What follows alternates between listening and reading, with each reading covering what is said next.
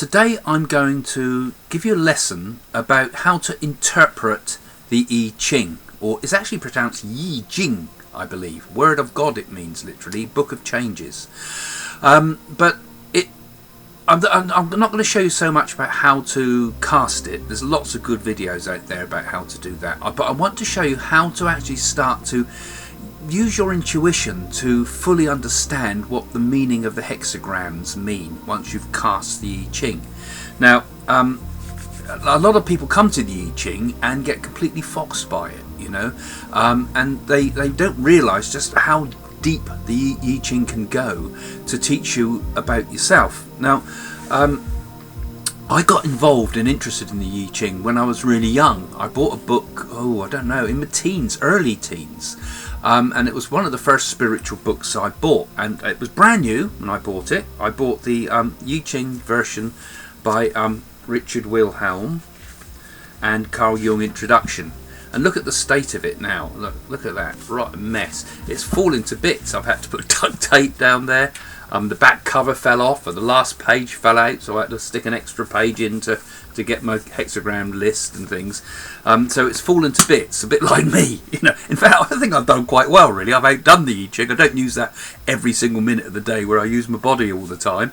So yeah, that's amazing. But like Confucius used to keep a copy of the I Ching, and he used to carry it with him everywhere, and his was fallen to pieces completely. So I've used it a lot, as you can see from the book itself, and it's had a great influence on the way I have worked with oracles. As you know, I'm very, very interested in the Indian oracles of the Nadi, which I've written about a lot. I haven't written so much about the I Ching, but I think I'd like to really show you how how it works for me. Now, when you cast the I Ching, you use 3 coins, basically. I use 3 of the Chinese coins, like that. You know, they've got a heads and a tail side. We call it a yin and a yang side. The head side on the Chinese coin has a sort of little wiggly line piece on it, like that. It looks like a number 3 almost. Okay, and the yin side has 4 little squares on it, like that. Now, you give a value to each side, and each side is it's a value of 3 for the head, so it looks almost like a number 3 if you look at the Chinese coin. It's a bit of a wiggly-ish 3-ish shape, and 2 for the head side. And you can use an ordinary coin. You know, you can use just an ordinary head side. You give the value of 3, and the tail side you give the value of 2. And you throw these coins, basically, you throw them 6 times to get what we call a hexagram, right?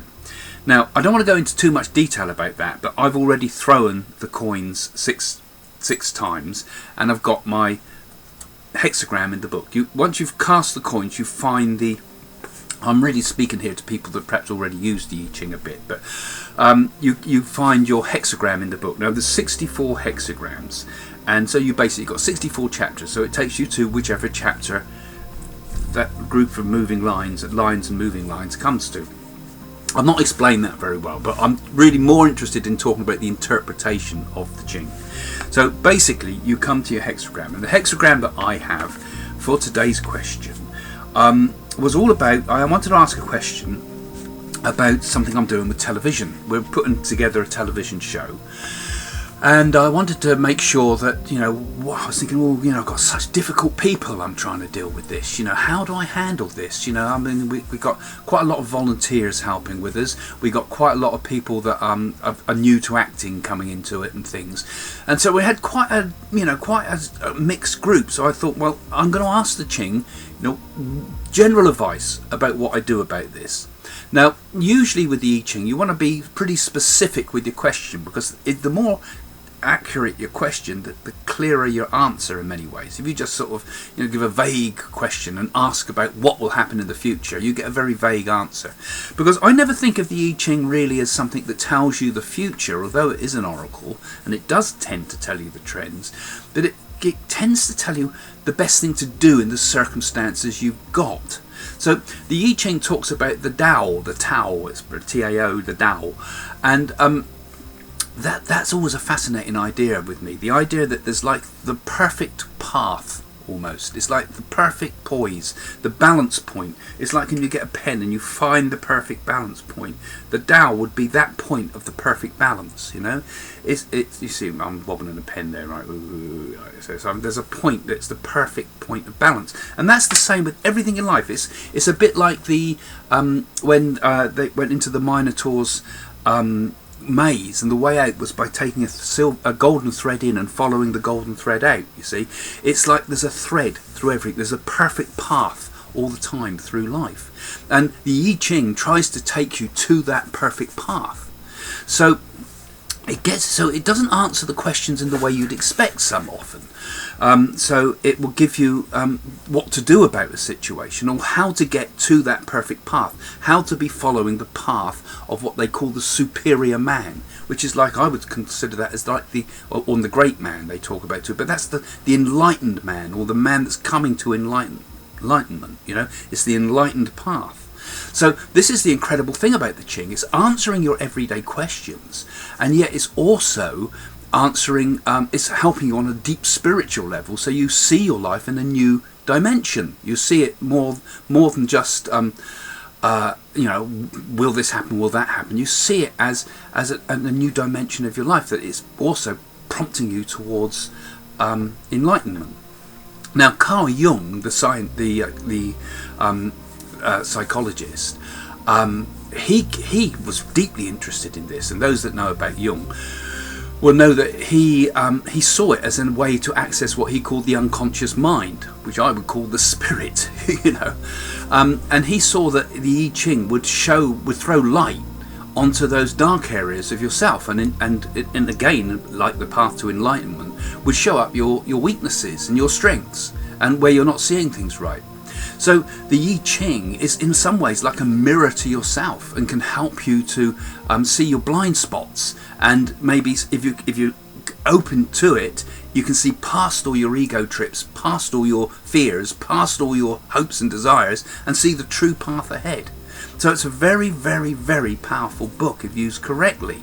Now, most people toy with it. They don't really get into the depth of what the Yi Jing's about, because they're approaching it with the wrong mindset. You know, it's not going to tell you what the future is. It's going to show you the path to the Tao, as I explained. So, going back to my question, I had this question today which I thought I'd ask, and I thought, well, this would make a good one to illustrate how to use the book. So I've got all these people. So what does the I Ching give me an answer for how to deal with this difficult situation with, you know, these people in the television? And it came up with the hexagram number 7, which is called the army. Right, I'm going to open it up in the book now.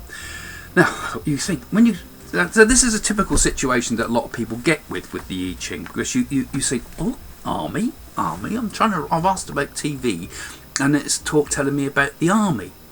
Well, when you look at it and you read it, you see how very specific it is. And actually, I'll have to also tell you some of the background later as we go through it, of what was happening to make this so very, very specific. Now, I don't want to read you everything from the chapter, because it take too long. You get bored and you'll be switching off. But, you know, there's sections in here called the judgment and the image.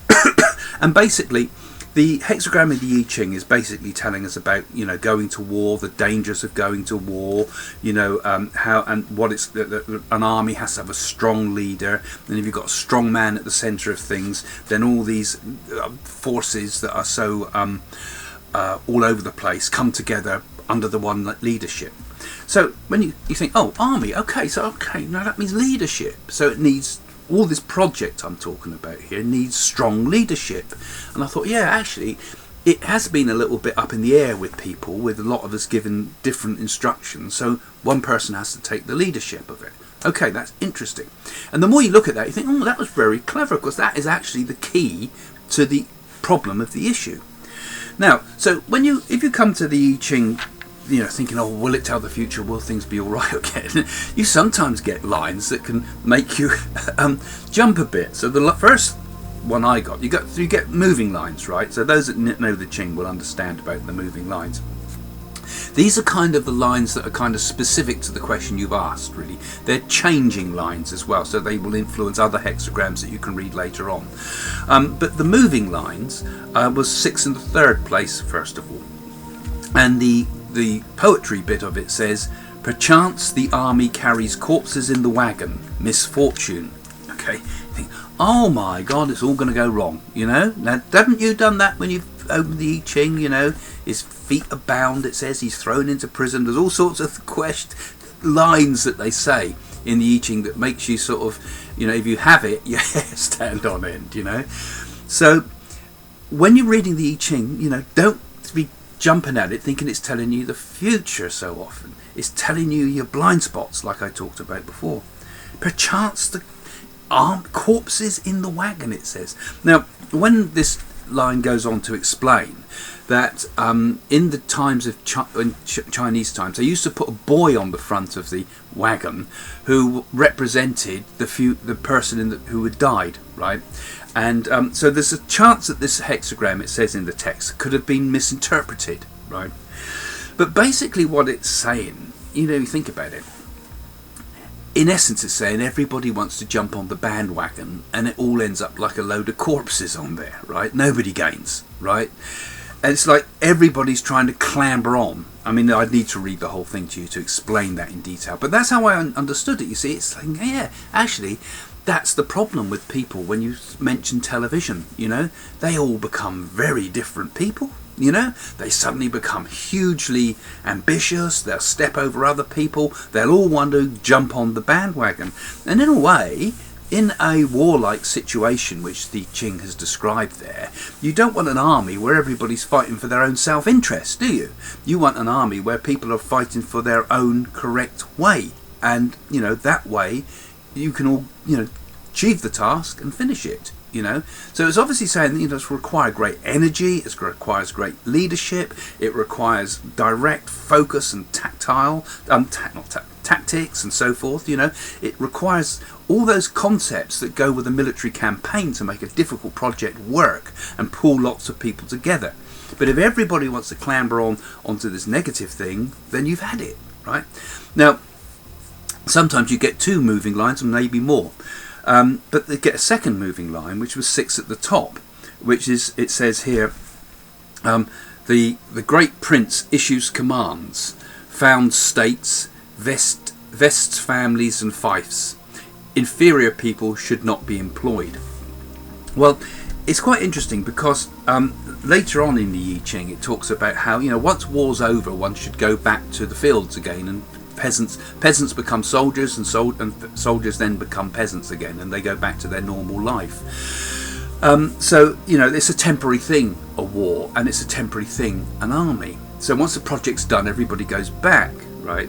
But it warns in the text that follows after the little bit of poetry there that, you know, you don't award people lands. Instead of awarding people lands and awarding people powerful positions, your country would be in trouble again. So it says you pay people off. Basically, you know, you give them their. It says in that moving line, you give people what's their due, and then let them go on their way.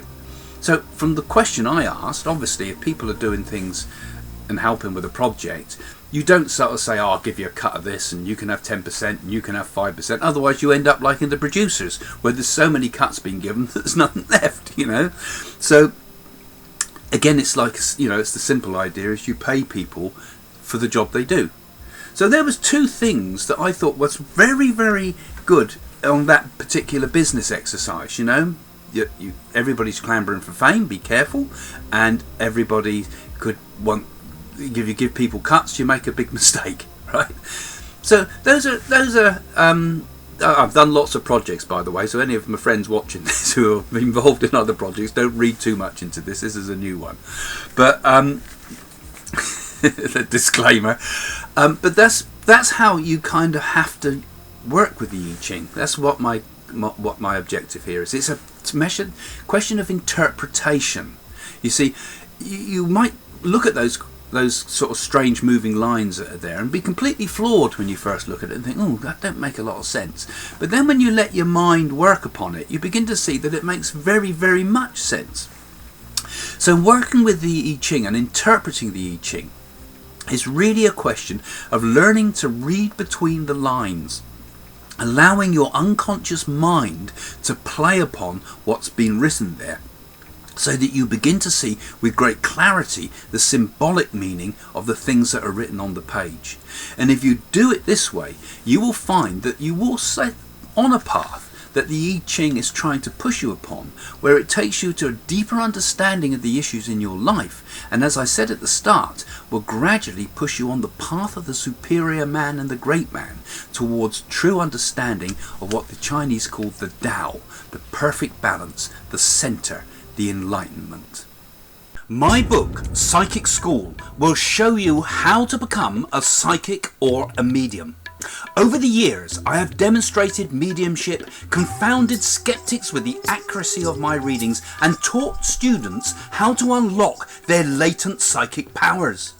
For BBC television, my real-world Psychic School classes were filmed over a year and made into a major 3-part documentary. Now I show you how to recognise and harness your own psychic powers. In fact, these forces may already be at work in your own life through gut feelings, dreams and perceptions. All you need to do is understand how to recognise and channel your abilities.